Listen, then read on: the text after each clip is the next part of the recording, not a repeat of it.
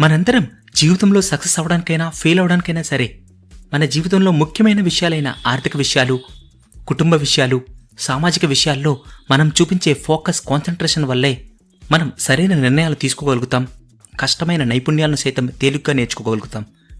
అయితే ఇటువంటి విషయాల్లో మీరు చూపించే ఫోకస్ ఇప్పుడున్న సోషల్ మీడియా ప్రపంచంలోని డిస్ట్రాక్షన్స్ వల్ల, జీవితంలోని పాస్ట్, ప్రజెంట్, ఫ్యూచర్ సంబంధించిన ప్రాబ్లమ్స్ వల్ల, నెగటివ్ మనుషుల వల్ల ఏ విషయంపైనా కూడా పూర్తిగా మనం ఫోకస్ చేయలేకపోతున్నాం. మీకు తెలుసా, మన జీవితంలోని 40% పనులన్నీ కూడా మన దీర్ఘకాలిక అలవాట్ల కారణంగానే చేస్తామండి.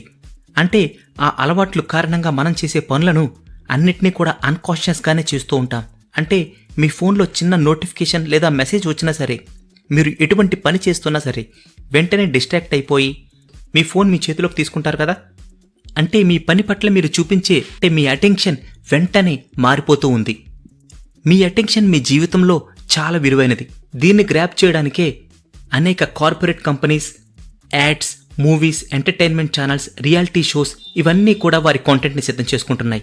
అయితే వాటి అడిక్షన్కి మనందరం వెళ్ళిపోవడం వల్ల ఏ విషయంపైనా కూడా పూర్తిగా ఫోకస్డ్గా మనం పనిచేయలేకపోతున్నాం. ఎప్పుడైనా బోర్గా ఫీల్ అయ్యారా? ఆ బోర్గా ఫీల్ అయినప్పుడు మీ మైండ్లోకి అనేక ఐడియాస్, అనేక ఆలోచనలు వస్తూ ఉంటాయండి. ఇదే స్కాటర్ ఫోకస్. ఇది హైపర్ ఫోకస్కి ఆపోజిట్గా పనిచేస్తుంది. అంటే మీరు వాకింగ్కి వెళ్ళినప్పుడు, లేదంటే ఏదైనా పని చేస్తున్నప్పుడు మీ మైండ్లోకి అనేక ఐడియాస్ వస్తూ ఉంటాయి కదా. దీన్నే స్కాటర్ ఫోకస్ ఐడియాస్ అంటూ ఉంటారు. ఇవి కొన్నిసార్లు మీకు ఉపయోగపడేవి ఉంటాయి. అయితే ఇంటెన్షనల్ స్కాటర్ ఫోకస్ని మీరు డెవలప్ చేసుకోవాలని రచయిత పుస్తకంలో చెప్తున్నారు.